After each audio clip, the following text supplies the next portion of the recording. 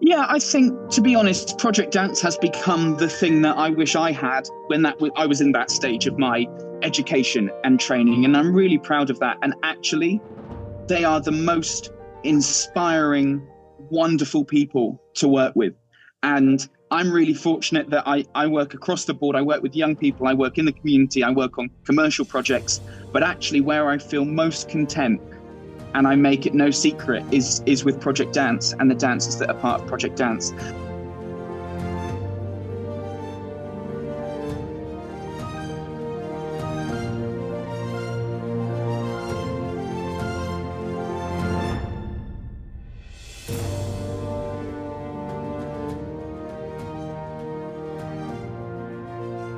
James, it's so great to talk to you here on Zoom.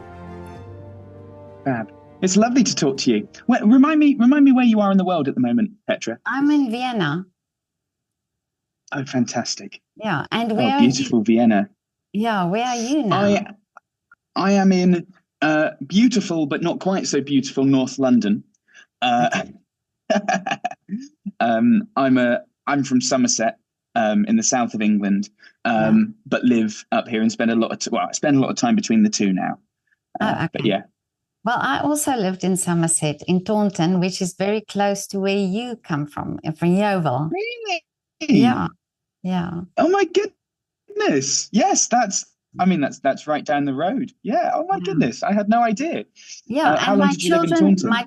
My children danced at the Charles School of Dancing, and I see they also follow you on Instagram.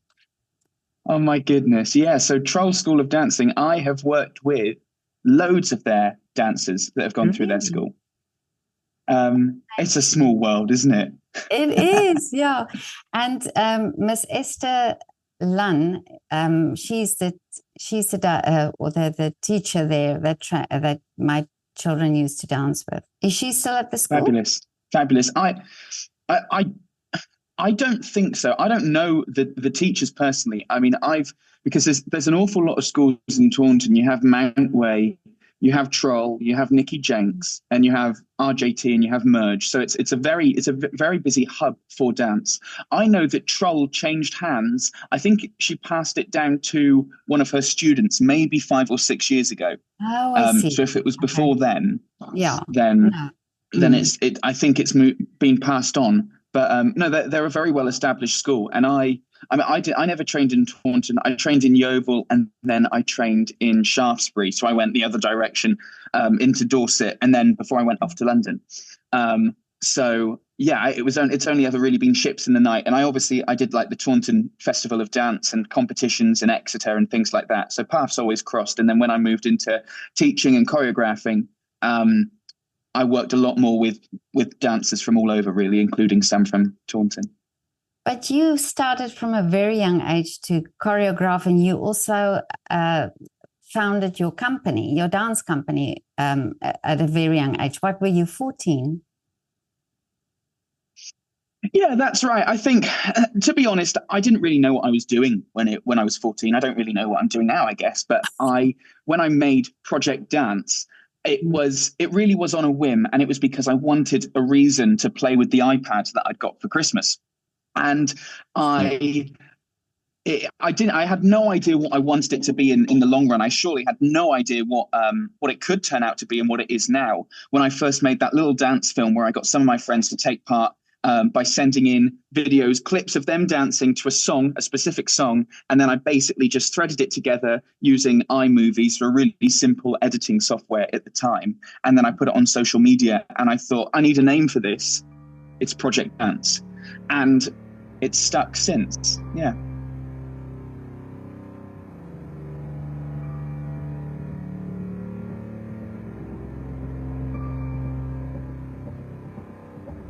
You stumble through your days, got your head hung low, your sky's a shade of gray, like a zombie in a maze. You're asleep inside, but you can't shake awake, 'cause you're just a dead man walking, thinking that's your only option. But you can flip the switch and brighten up your darkest day. Sun is up and the colors blinding, take a world and redefine it. Leave behind your narrow mind, you'll never be the same. Come alive. Ignite your light, let it burn so bright, reaching up to the sky, and it's open wide, you're electrified. The world becomes a fantasy, and you're more than you could ever be, 'cause you're dreaming with your eyes wide open, and you know you can't go back again. And now these dancers, are they still part of your project dance? I'm really lucky that we have got some really long-standing members. I don't know if we have anyone from the very first project that we did when I was 14. However, there are some people this year that are going into their 6th year. So bearing in mind that Project Dance only recently turned 7, our attainment is something that we're really proud of. And there are lots of people that make up Project Dance beyond me, from a creative perspective, from a production perspective, but also that have been part of the journey for such a long time and stuck by it. And whilst I have discovered what makes me tick and how to finesse my skills, have followed me on that journey and supported me and ultimately contributed to what Project Dance is now. So I'm very proud that and very serious that Project Dance is not James Bamford's Project Dance. Project Dance is its own thing. But tell me, what exactly do you do with Project Dance? So now what Project Dance has evolved into is a dance company that works with young people aged between 13, 14, all the way to sort of 24. And what that means is from pre-professional, before someone's gone off to vocational training.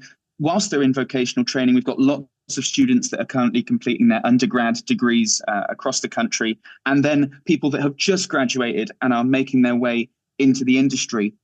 And we basically provide an array of opportunities for them to engage with. And as well as that being our youth faction, we also take on professional commissions.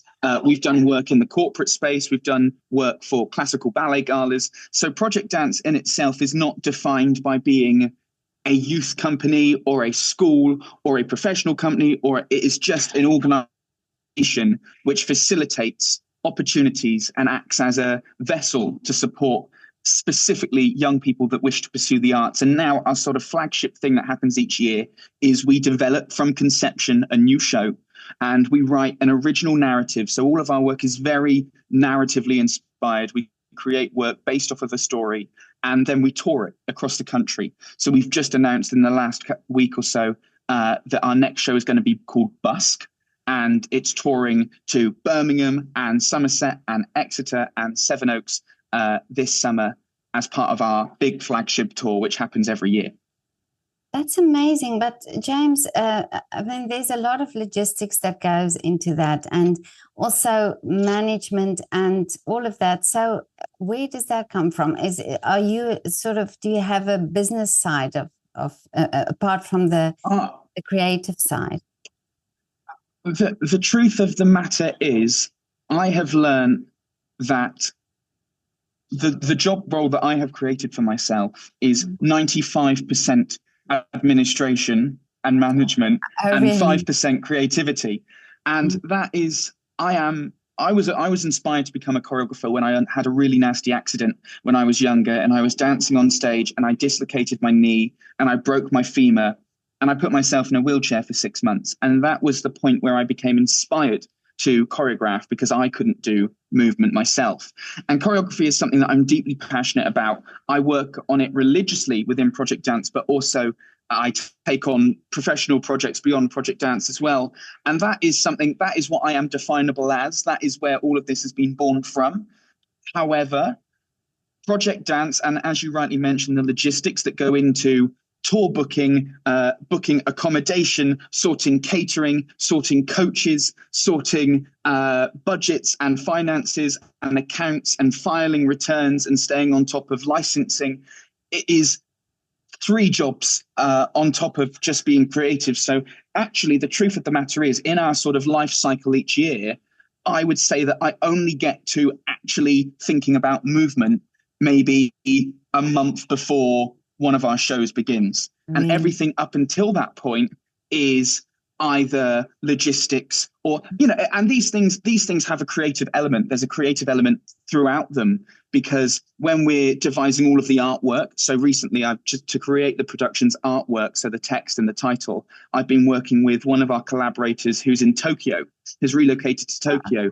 And it's something that's really interesting when we're making a show from scratch is I have to have a really strong sense of the vision of what I want the show to feel and look like before it's actually been made. Because the venues are eager to get everything on sale. We have to get things on sale really early in advance so that we can incentivize people and give people a chance to book tickets over as many months as possible.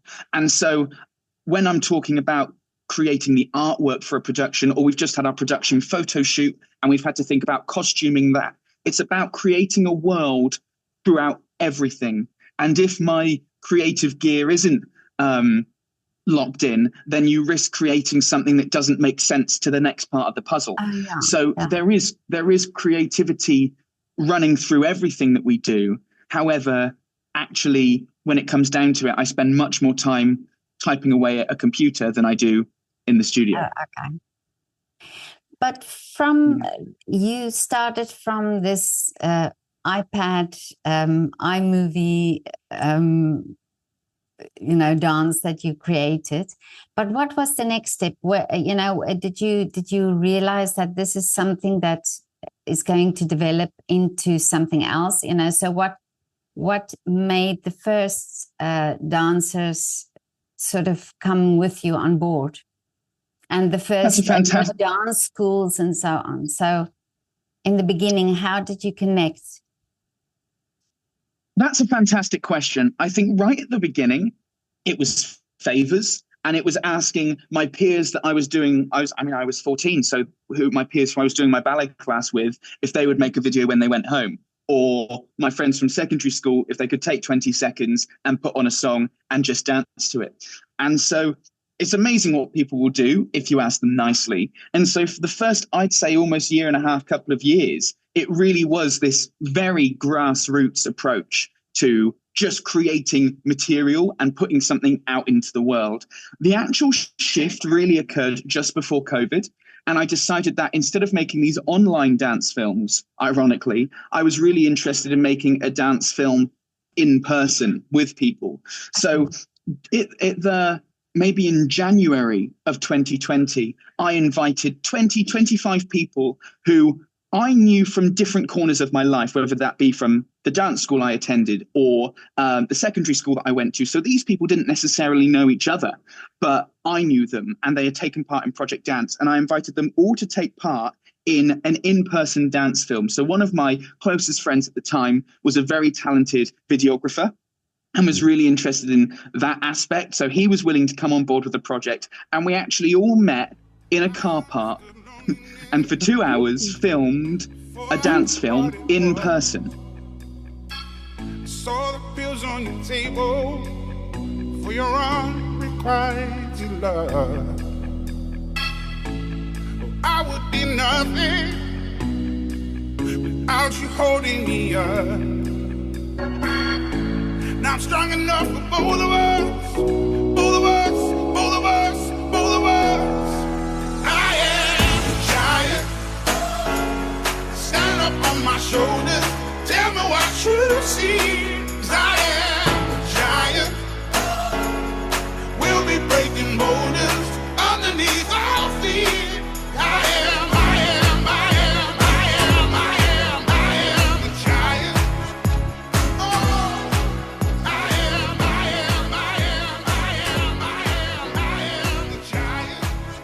And I think we released that film maybe a week or two before COVID became a real reality for us. And then, interestingly, during COVID, that was a really valuable time for Project Dance because we already knew what we were doing, because we had been sort of accidentally preparing ourselves in this digital space for sort of 2.5 years by that point. And so we launched basically all the information that we had gathered over that time. We pushed that out and said, let's offer it in different ways to support people in this sort of strange digital age that we were living through. So I drew upon contacts and favors, and we basically presented an array of free online workshops for people to take part in. So they were like Facebook Live videos, but taught by a West End choreographer, or a contemporary dance routine. Oh, And we provided a platform for people to take part in dance for free. And then we also made more of these dance films with more of an emphasis on us being closer together than ever before, even though social distancing and things are in place. And it was at that point and coming out of COVID that I observed a real shift. I really recognized how hard the arts and young people had been hit, both for different reasons. The arts whether it was being viewed as a serious sector with financial integrity, and young people that I was meant to be doing my GCSEs, so my end of secondary school exams, and that got wiped out. And young people really took a hit. And that's something that I talk to a lot of people about, even today, when I go in and visit schools and they reflect on the effect that they see on even younger generations that are now moving through the school and how behavior and things has shifted. And so with these two things in mind, that spearheaded me once I came out of COVID to think about how we could create something that was more dynamic, provided more professional scope and opportunities, and was more of a platform to support young people and the arts. That's the arc. But it's amazing because also during lockdown, people were much more willing to participate in projects like that. You know, professional dancers who normally didn't have time would now have time to take part in this. And I remember also during lockdown speaking to a dancer, a professional ballet dancer, and he actually took the time to speak to his ballet school back at home, you know, his local little ballet school, to speak online with the dancers there. And I'm sure if it was normal times, he wouldn't have had time to do that, you know. So what a great opportunity you took during lockdown to do this. I think it's really, lockdown was a really interesting, it was the biggest equalizer any of us have ever really experienced. And I think the thing is, what it boils down to is we as humans need purpose. And we need a reason to do what we do. Now, if you are in the position where you pursue a vocation like dance professionally and life becomes truly consuming in that sense, that becomes your purpose. But it was all wiped away from everyone during that time, unless you were sort of out saving lives and you were a critical, you know, fundamental worker that was needed. We all kind of stayed at home and lost purpose. And so it was, you know, people's generosity. It was a real time for collectivism and coming together. And that was a really special thing. But also when I think about the things that I did during that time, which were for other people, I think they were also for me. And I think it was a form of giving myself purpose, even if the genuine intention behind it was to help others. I think actually it had a meaningful effect on me as well. I can so relate to that because I remember I did a photo project here in Vienna and photographed artists in their windows. And I actually initially did it to sort of, you know, uplift people or to just to give people something to smile about. But in the end, it helped me as well. You know, it was for me also something to do. And it's like you say, it gave me a purpose and, you know, something to work with. But then after COVID now, you are doing these shows and what I find so lovely is the age group you're working with, because I think, you know, that is giving dancers who are not really in that professional stage of their lives something, opportunities to perform and to learn about. I'm sure they learn about on this scale that you're doing it. They learn a lot about production and about, you know, what does touring entail and, you know, everything around putting up a performance like that. Yeah, I think, to be honest, Project Dance has become the thing that I wish I had when I was in that stage of my education and training. And I'm really proud of that. And actually, they are the most inspiring, wonderful people to work with. And I'm really fortunate that I work across the board. I work with young people. I work in the community. I work on commercial projects. But actually where I feel most content, and I make it no secret, is with Project Dance and the dancers that are part of Project Dance, because they have so much to bring to the table.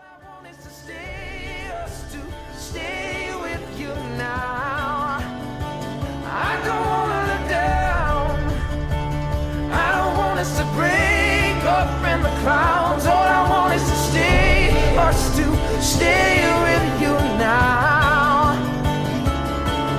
And the world will turn and we'll grow, we'll learn how to be.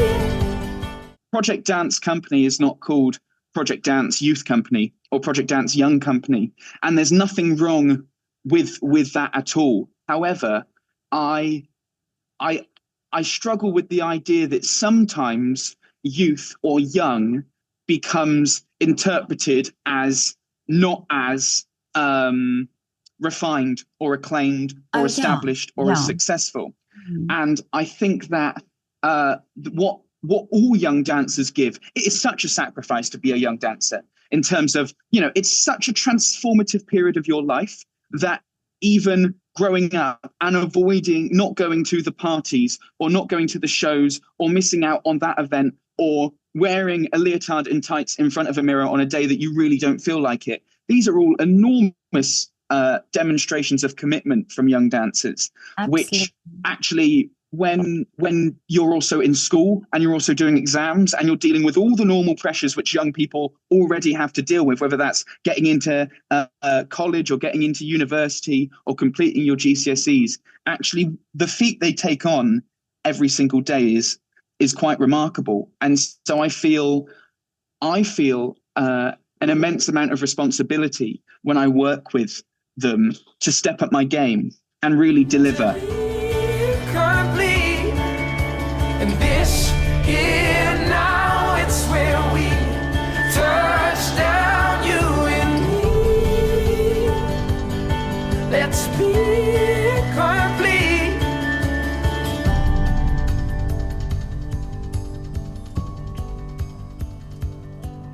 And especially for my dancers that come back year after year. So one of our dancers now, who is 17, joined us and did their first project when they were 12.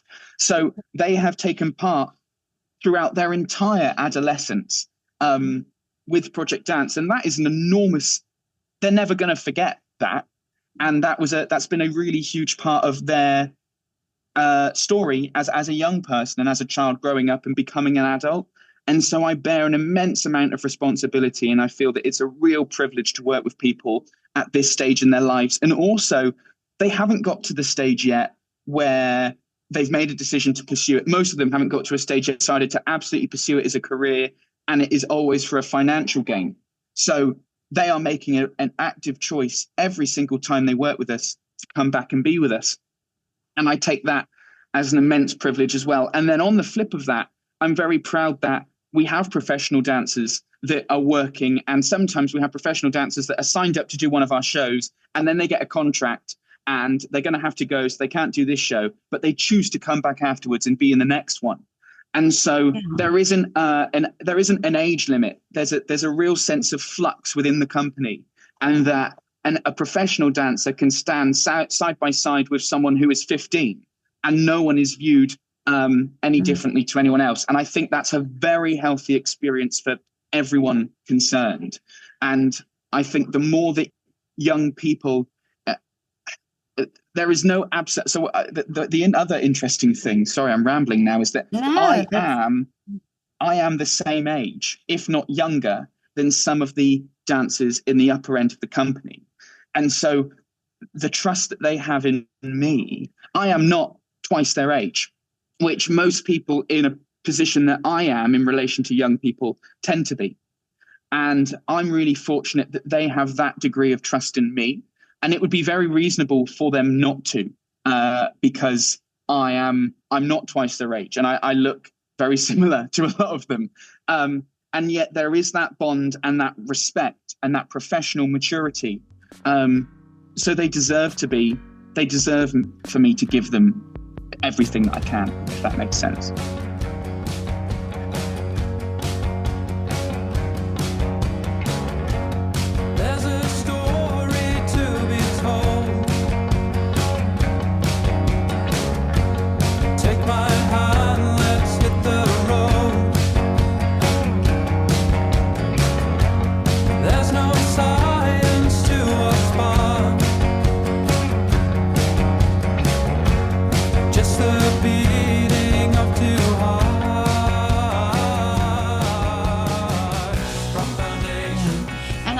also the fact that you say professional dancer standing next to a 15-year-old dancer, and that there's something I think that they could learn from, a younger dancer, learn from a professional, and also a professional giving something back, and helping somebody to get to where they are now. I think that is sometimes in the dance world so a little bit distant, because you have the training part of your dance, and then you suddenly have the dance company, or going professional, and that connection is sometimes not there. They work together in a company, and dance school work together with a company, but not all dancers get that opportunity. So you're really bridging that gap there. I am an enormous believer. I'm an optimist in the spirit of people's character. I believe that people are intrinsically good for the world. And I'm a real optimist when it comes to that. In the dance space, it's really hard sometimes, I think, for professional performers professional performing is already a very fragile way to make a living. And there is already a real uncertainty that comes with it, that I don't think professional performers also often have the capacity to support other people in as much as they may like to, because they have to worry about what's next for them as well. And I think that's a really challenging thing to find that balance. And so I'm really proud that Project Dance can kind of facilitate a space where that takes the burden off of professional dancers who are willing to provide that, without it impeding on their progress as an artist as well. Because I think everyone wants everyone to do well, but there is such instability within the sector that it's really hard to sometimes worry about anyone else other than yourself in those situations. And so Project Dance, I hope, does and can continue to grow into doing it more so, providing that space where young dancers don't feel so distant and ostracized from the possibility of becoming a professional. Yeah. And professionals feel like there is a space where they both are being artistically fulfilled, but also are connecting, learning from younger people, and also able to support them. And that's another thing for professional dancers that are also interested in transitioning into creative or teacher roles in the future. It really is supportive in that sense as well. Oh yeah, I didn't think of that, but yeah, true. Because it's then thinking about what's the next step, and you providing the next step almost. And you don't. I think the time is gone that you are only one thing. I don't think you are only a dancer anymore. I think it is very possible to be a dancer and a teacher and a choreographer and someone who's interested in lighting design and someone that likes to bake cakes. I think it is possible to be a multifaceted artist. And if I think about, what I do in my role with Project Dance, I have to cue every show. So we program the lights, we make a lighting design, we go to a venue, we try to make that throughout a day. It's 150 cues. We plot every single cue with their own lighting designer, but then their lighting designer has never seen the show before. So when the show begins, I have to call the show and I have to say LX 137, go. LX 138, go. And so there's all these other things involved with being a creative practitioner that are more than just doing your pliés and your tendus in your ballet class. And so I think it's really good to promote the idea of an artist being someone that is has the capacity for anything creative. I think that's a really interesting concept. So did you learn by doing all this, the lighting design and all of this creative stuff? Yeah, lighting design is a particularly tricky one for me because I'm colorblind. So I see. I'm not entirely colorblind. I actually think I'm much better at viewing color than anyone else thinks I am. But okay. So it's all of these things I have learned from making mistakes, truth be told, whether that be from organizing on-sale dates, writing copy, doing press releases, to creating set or lighting design or sound design, all these things. There are people in every field which are far better than me at achieving each thing. And when we know that someone has a specific skill set, we outsource that. I'm not awful at delegating. I'm happy for everyone to utilize the best of their skills.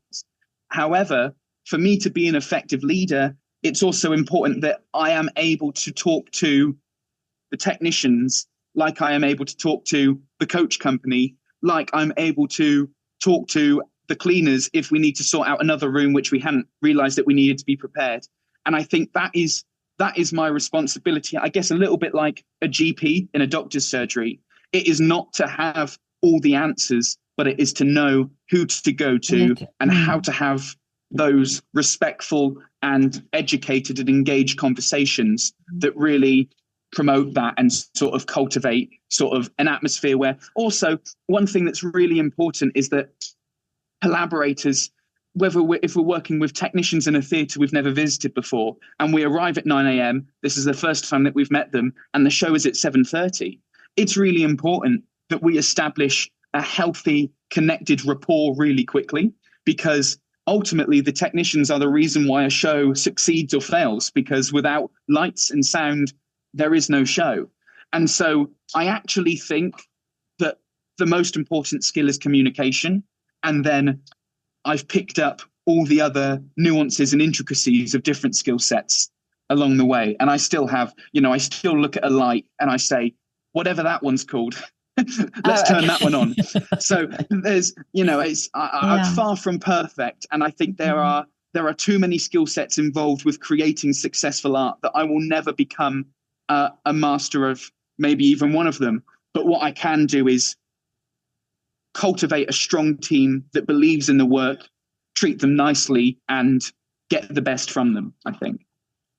And the big question is also always the funding, isn't it? Because the arts need to be funded. So is it for you difficult to get funding? What a brilliant question. It's bleak. It's bleak out there for all arts organizations. I think the good thing about Project Dance is I applied for some funding several years ago, right at the start. Maybe I think I was possibly 15 or 16 at the time. So Project Dance was only 2 or 3 years old. And I applied for some funding and I thought I made what was a really strong application to just one body. And they turned around and said, unfortunately, no, which is completely common and totally okay and totally valid. There's lots of people that are very deserving of funding. And this was my first bid, so it probably wasn't as refined as I thought it was at the time. However, it really taught me a lesson. And truth be told, it put a bit of a bee in my bonnet. And I didn't like the idea of a project being dependent on whether we could secure funding from an outside source or not. And so ever since then, I've worked on creating a model which ultimately is self-sustaining. So we don't rely on funding to be able to do what we do. When an opportunity of funding presents itself, it is an opportunity for us to expand our work in a particular direction of a particular interest.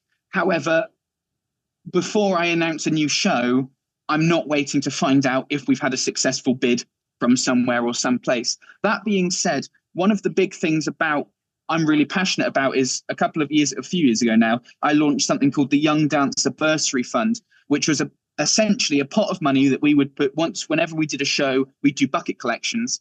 And it was a pot of money where we could support young people wishing to take on opportunities either within Project Dance or beyond Project Dance. And that is something that helped a lot of young people on their way, whether that be through auditions, audition fees, or taking part in a Project Dance event, or whatever that looked like. And what that has now established itself into is a registered charity. So we now have the Project Dance Charity Foundation, which is an independent body to Project Dance, looked after by a wonderful team of trustees who will administer and fundraise for supporting young people in the arts. Oh, okay. So that is our sort of remedy is, and that I hope to be able to apply for lots more funding for the charity in time to come to be able to support them. So funding is something that I'm having lots of conversations about it now. My next aspiration is to add a wholly professional faction of Project Dance that is maybe a company of 6, 7, 8, 9 professional dancers that are exclusively touring and creating originally commissioned professional work on sort of the contemporary dance touring scene. And that is the next step for Project Dance, because I feel like we have a lot of exceptional talent which has risen through the ranks of Project Dance, and I want to provide them with that next stepping stone into professional credits and building a portfolio for their careers. And so for that is something that we'll be looking at the subsidized sector for, whether that be grants, trusts, the Arts Council, philanthropic support. Those are all things that we're having conversations about now, but with the view that we're taking our time on this, and there isn't a strict deadline, and it's something that we're gonna navigate, because I think the way that Project Dance is structured, we need certain things to happen at certain times, and that just isn't the way that I think a lot of funding organizations operate. And so I think it's if we're going to go down this route of securing funding, it's really good for us to do that for a separate project, which can grow and evolve in time. And when it is ready and fully matured, it will be in a serious place where it is able to succeed, as opposed to grasping at whatever we can use to use up in the next quarter and then needing more again. That's kind of what we're doing. But if you put a performance up now, so your dancers are self-funded then? Or do you have to, so who pays for the costumes and the coach rides and the theatre and that sort of thing? So our young dancers take essentially acting like a glorified and sort of bespoke summer school. Our young dancers pay for what is like a 2-week residency. So they come and they have three meals a day, and they have accommodation, and they learn a show, and they get a headshot, and they get the show professionally filmed, and we have photographers in, and they get a T-shirt, and they are in this touring production, and that includes the coach travel and the productions and the events that come with it. I understand. And then dance, if there are dancers that we select, so we do a nationwide sort of recruitment, and if we find dancers that would like to take part who wouldn't have the financial means to do it, then what was the Young Dancer Bursary Fund and what will now be the Charity Foundation subsidizes their places. So that is the model that we have. And then also our professional dancers, so our dancers that sometimes we invite dancers to take on creative roles within the company as well. So maybe one of our dancers who has been with us for 3 or 4 years, they're a graduate. One example that I can think of now, she graduated from Trinity Laban, I think it was 3 years ago. Now, as a company, as a professional dancer in the company, also offers her help as a rehearsal director. And so we are able to, we would pay for that we pay for her as a professional service. So there's kind of this ecosystem that we've established within the organization itself, which allows it to self-sustain. And I find that's so lovely, because it's sort of the investment of the dancer, but they get so much back in the in return, because sometimes when you do a summer school and yes, you do get the training and get the help, but you really giving them a whole rounded experience of the performance, the touring, the whole procedure. Yeah, it's truly unique. And also at the end of each summer, what we do is we write a professional reference for each dancer, so that they can take that if they're applying for universities, if they're applying for their first job, they have a professional sort of reference on their character and their work. So the idea is that it is a launch pad for young dancers to take that next step in a way that they haven't had access to before. And I think that the testament to it is the dancers that return year on year and see the value in returning and the benefit of doing that. But then also the dancers that are in the professional sphere, which also choose to come back, or those that are still in vocational training that choose to do that, who continue to see value in being part of Project Dance. James, this is amazing. It's unbelievable what you've achieved so far and how you started. It's such a beautiful story. But what are the wishes now? What is the big dream for Project Dance and for you? That's a great question. I think that each summer, once we're in rehearsals and I'm working with my dancers day in, day out, I always say it. I say, I need to find a way that this is forever, that this is what happens every day. And I wake up every day and I do this. And instead of in small doses throughout the year, this is, I'm able to create something that exists, sustains itself, and is able to support young dancers forever. The big dream, I think, is to have productions in West End theatres, on Broadway, touring. So every production that we make, we've now got, this will be our third original production. It would be lovely to see them in the theatres around the world. It would be amazing to have what is our youth faction evolve into an academy, a school which has its own sort of undergrad accreditation and is able to become a university and a conservatoire. And then it would be lovely for those dancers to see what is achievable from the professional company. And so have a professional company that works in tandem, is connected with the school, tours the work all over.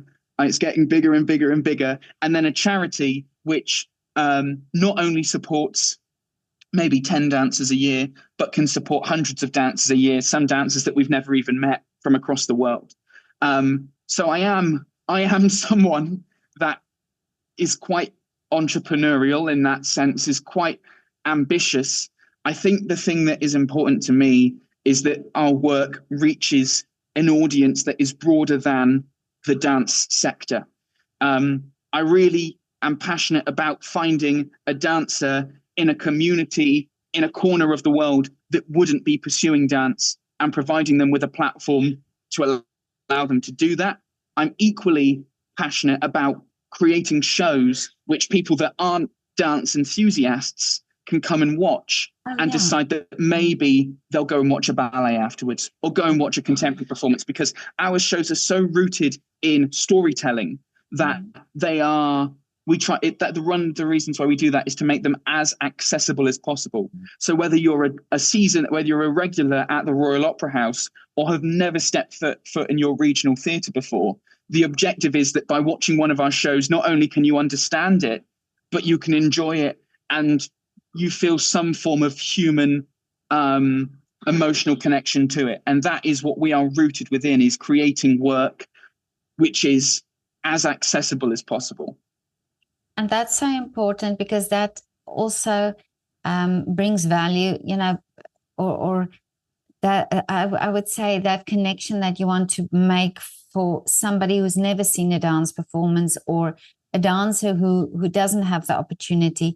But these are all bridges that we need for art to be valued, for people to appreciate art and for people to have access to art, So wonderful. I love this dream of yours, and I really hope for you that it all comes true. It would be a beautiful project.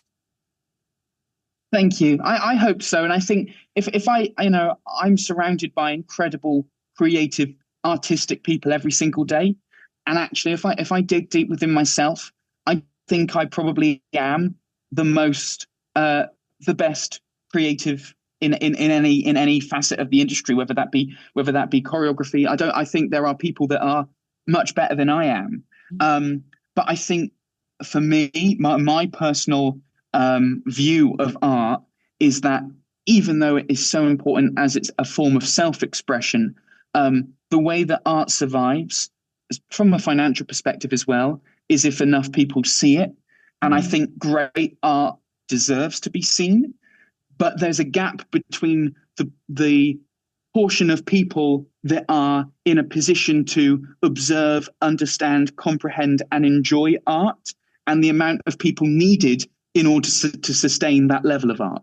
And so I think that is the void that we're trying to plug. And I think hopefully our stories, our storytelling, our emotional connection can help draw in more people to take a chance on more forms of art. But we'll see. We've got so much work left to do. I've got so many more mistakes to make along the way. But I'm very proud of what we've made so far, and I'm very grateful to everyone that has helped make it possible. Well, I've spoken to a few dancers in Africa, and also the dance company Muda Africa in Africa. I think it's there in Kenya. And do you think what they are able to do with their limited funding and possibilities, and how beautiful they've created what they have there? So I think everything is possible, and it's and dance is such a natural thing for human beings, So I truly believe that all your objectives and all your dreams, that it has a place and it will come true. Thank you so much. I think the world needs art, and I mean the story that you've just recounted there. I mean, it's so much can be made from so little, whether that be funding or space or facilities or whatever that is for anyone at any different point in time or space. Art is about the human, and it's about that sort of intention and the belief. And so, no, I mean, it's inspiring what you just shared, and I think we need more of it. But James, thank you so much for your time. It was really so lovely to talk to you. Really, I admire you so much for what you do. This is such an inspiration, and it just shows you that anybody with an iPad can start anything. Absolutely. Thank you so much for having me. Great pleasure.